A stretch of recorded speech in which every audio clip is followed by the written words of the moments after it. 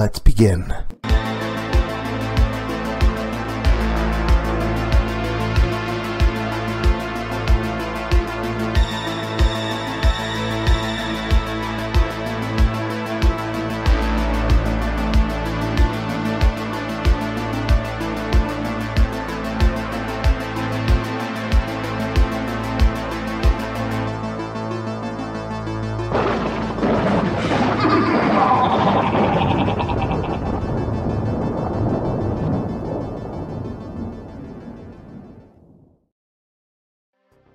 Hey there, scary story fanatics. Welcome back to Cleaving Thought from Bone with your host, Sociopathic. It's time to face the true terror, the one inside yourself. For what is more rageful and hurtful than one's own id? So, try and keep yourselves calm. Tonight's story may leave you feeling vengeful. Welcome back to Doughboy420's Not All Heroes Wear Capes, Book 2, Chapter 5, All the Evils in the World.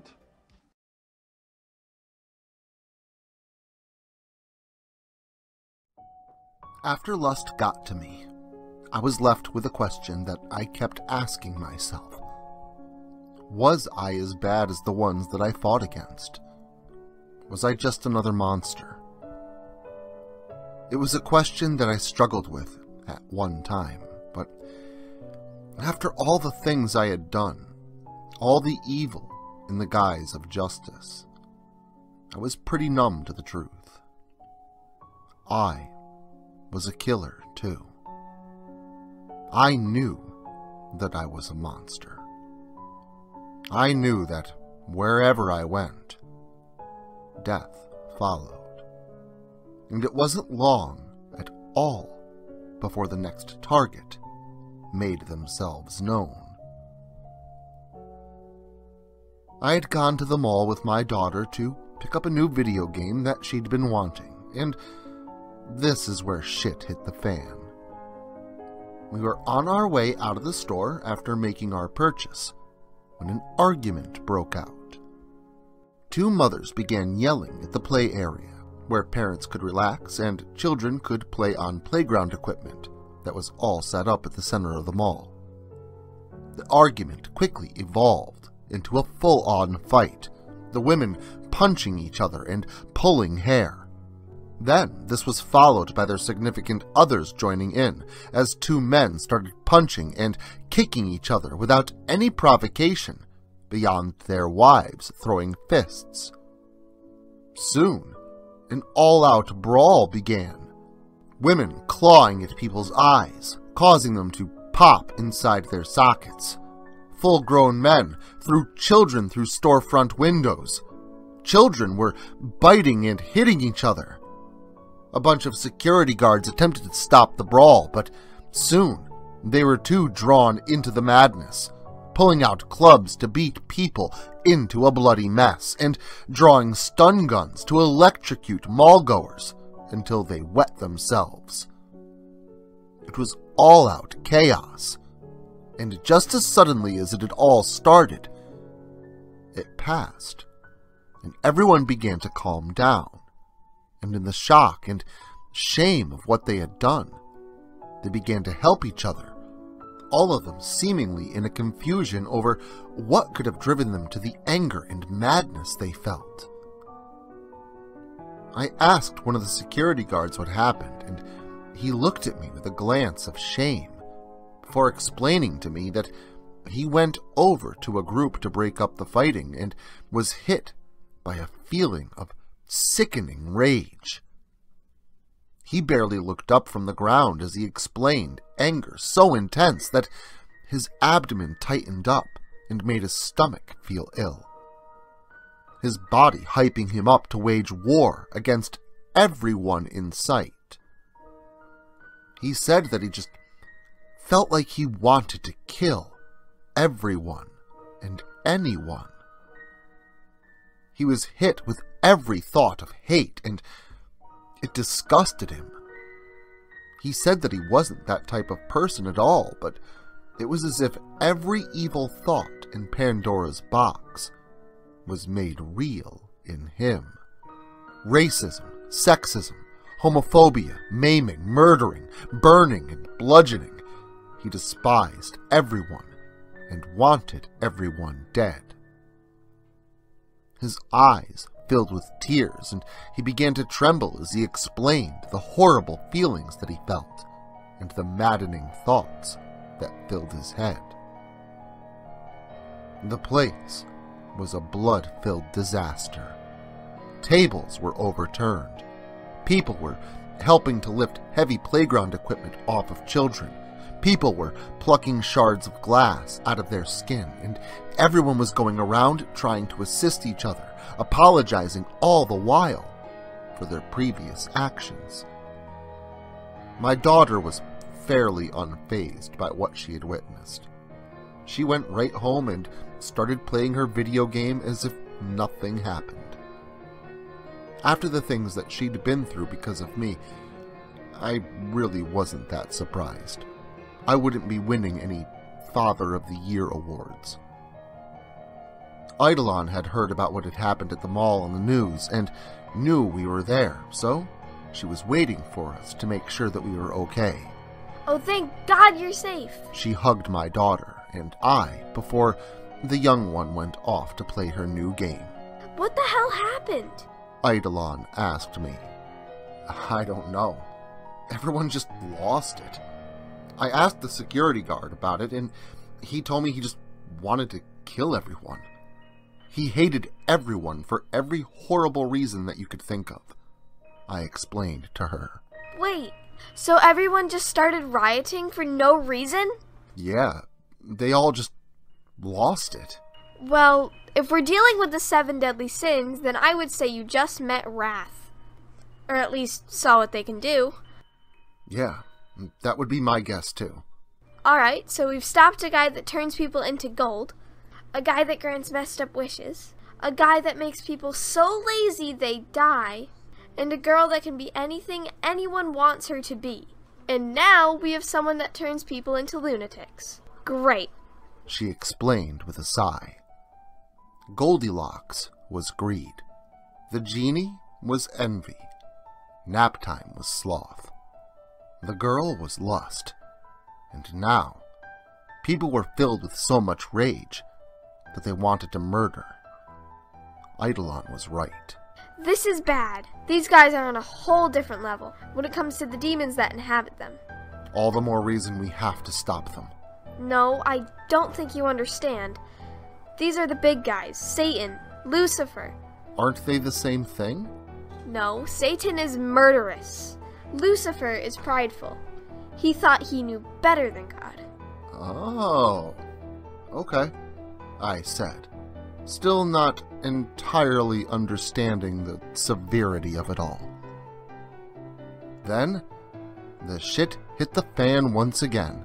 Outside, we heard a car skidding across the pavement before crashing into a neighbor's house across the road, and when we ran outside to see what had happened, we discovered that the chaos had substantially ramped up from the brawl at the mall.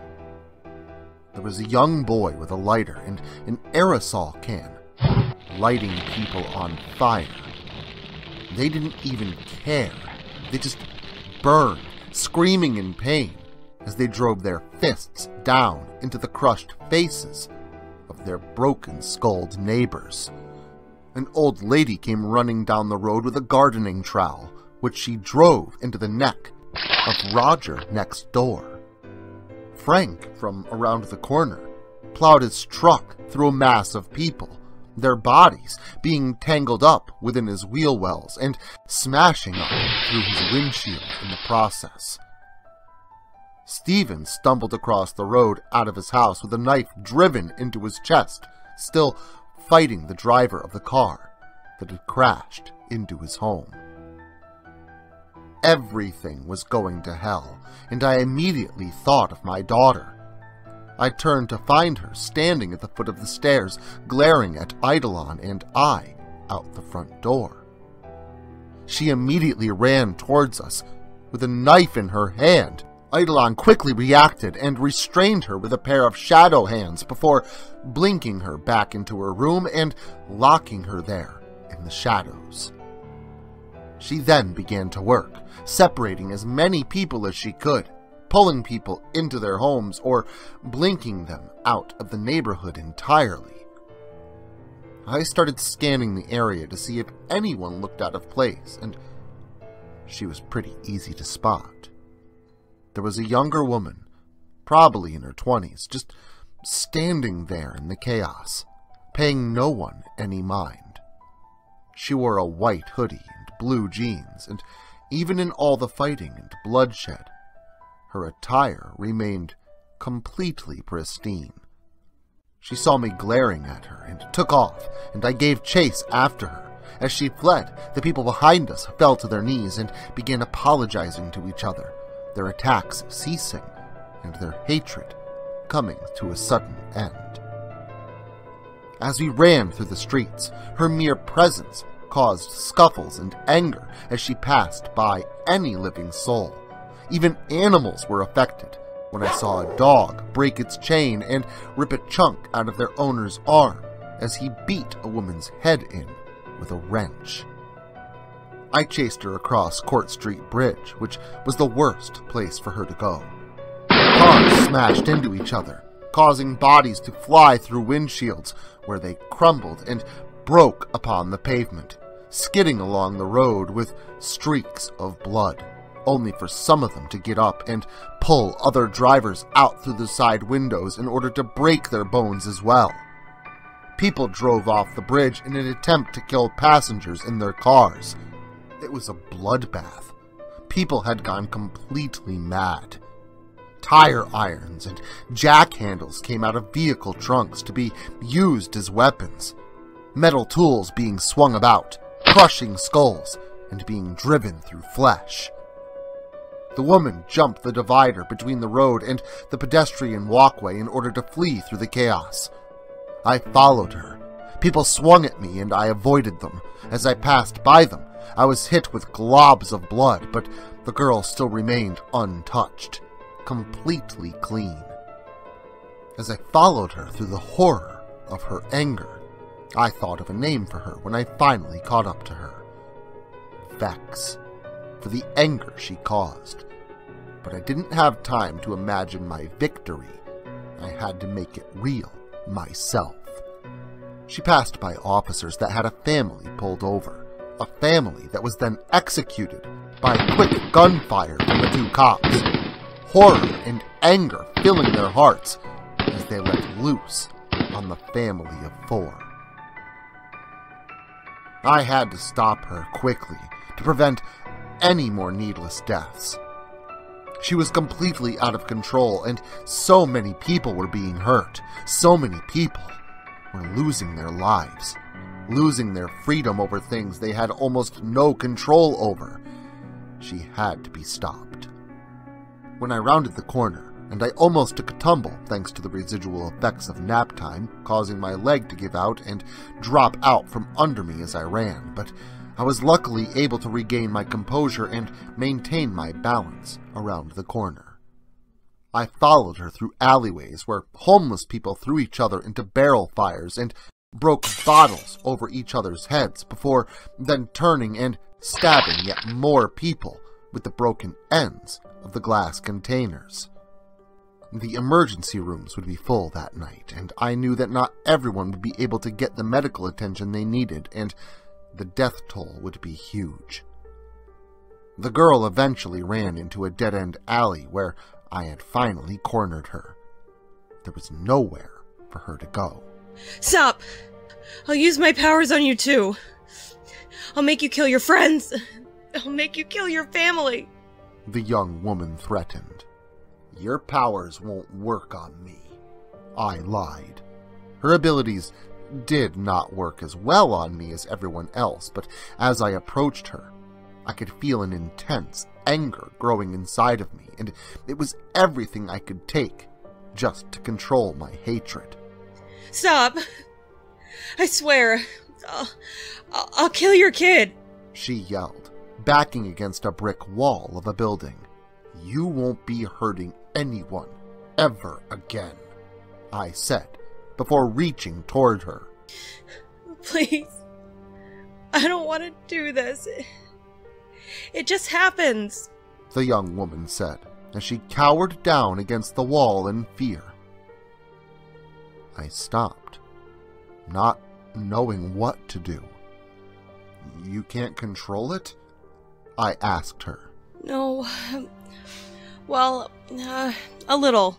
She said, still cowering, but not looking up at me. I can, narrow down the radius of where it happens, but it takes a lot of concentration and I can't ever stop it. She explained as quickly as possible, still expecting me to end her life at any moment. Why are you here? Why are you doing this? I asked her. He made me. I have to go where he wants. I don't have a choice. He'll kill me otherwise. She explained. So, you aren't being controlled by the devil? I asked her, lowering my hand to my side. I feel only calm and peace. I don't want to hurt people. She explained, her eyes beginning to well up in tears. Solomon makes me do it. She added. How can I trust you? I asked her, still not letting my guard down. My name is Amber Mastema. I live at 623 North Pine. She began giving me her information. Okay, fine. I think we have a place where you won't hurt anybody, as long as you can control yourself a little bit. Deal? I offered. Deal.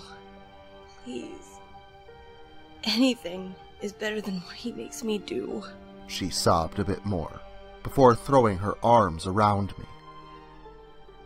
It took a bit of convincing, but after I'd discussed it with Eidolon, we decided to make her up a bed in our little secret base on the top floor of the Lehman building at his old secret data center. And luckily for us, Vex herself, Amber, knew a thing or two about computers and her way around them. So, perhaps, she would be able to help us in figuring out what to do next, and more importantly, where all this started. Where did the ring come from? And how do we reverse all this? Well, whether you shun the devil or invite them inside, one would be smart to stay wary, lest you be the next trick on the devil's list of practical jokes, and we all know how funny those can be. But if that sixth sense of terror is something you desire, then make sure to stop in again next weekend.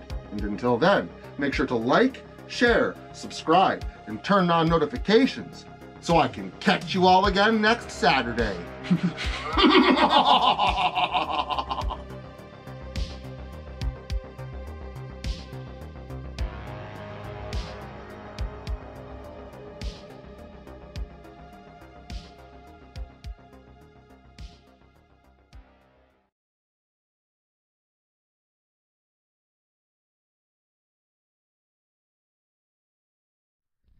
Social media can be very unpredictable, especially regarding horror content. If this content gets removed, all new content will be simultaneously presented on various websites provided in the description to this video. Make sure to follow me in other digital spaces so that you never miss out on the terror. Also, if you like this video, make sure to leave a comment and hit the like button. It helps the channel a lot. If you're new to the channel and you enjoy what's here, consider hitting that subscribe button and the notification bell so that you never miss an upload. Writing is a dream of mine, and it's all of you that make that dream come true.